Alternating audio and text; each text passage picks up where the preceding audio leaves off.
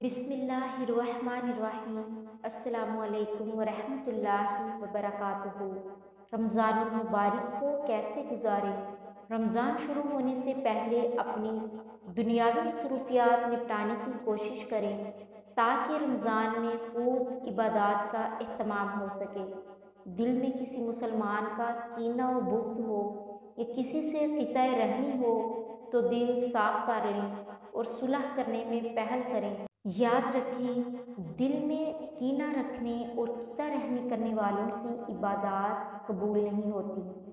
चाँद देखने का खुसूसी एहतमाम करें और चाँद देखकर मसनून दुआ पढ़ें और रमज़ानुल मुबारक के मुकम्मल रोज़े रखने का पुख्ता अज़्म करें।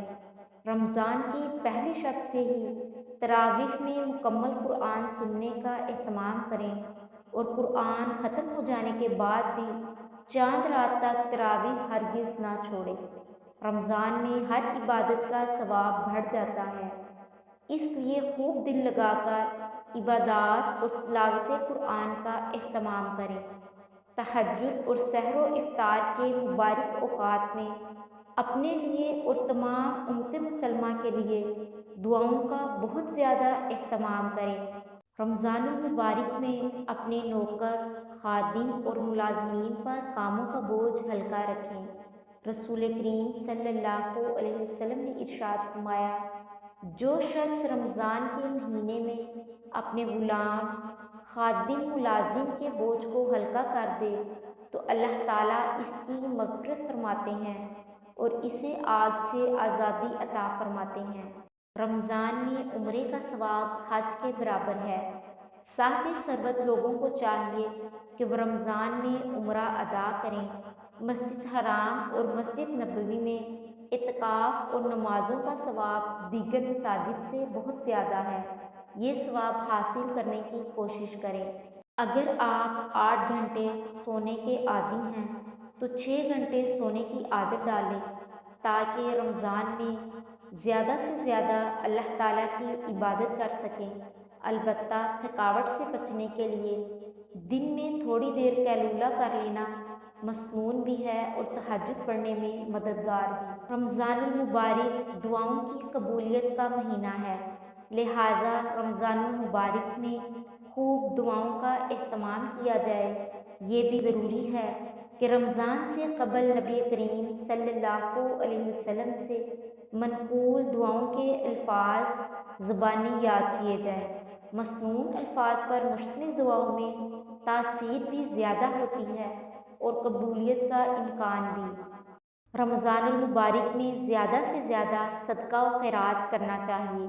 हज़रत इब्ने अब्बास रज़ियल्लाहु ताला अन्हु के इरशाद का मफ़हूम है कि रसूलुल्लाह सल्लल्लाहु अलैहि वसल्लम सब लोगों में ज़्यादा सख़ी थे और रमज़ानुल मुबारक में तो आप सल्लल्लाहु अलैहि वसल्लम की जोदो सखावत तेज़ चलती, खुशगवार हवा से भी ज़्यादा हो जाती।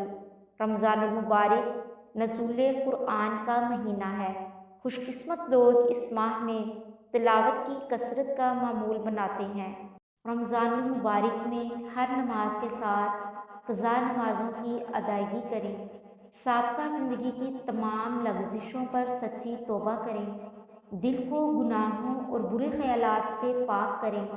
आँख, कान, ज़ुबान, हाथ, पाँव और दिलो दिमाग गर्ज़ जिस्म के किसी भी हिस्से से सादिर होने वाले गुनाहों पर पक्की तौबा करें। सबको दिल से माफ़ कर दें। किसी का कीना अपने दिल में ना रखें।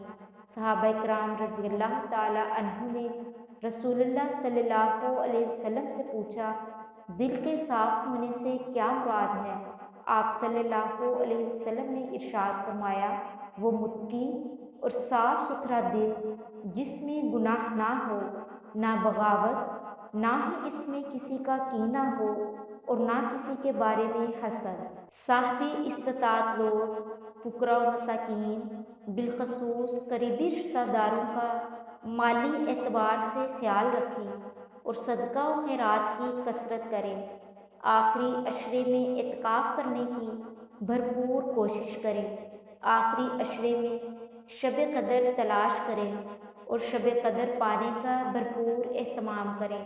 بالخصوص تاک راتیں جاگ کر عبادات میں گزاریں۔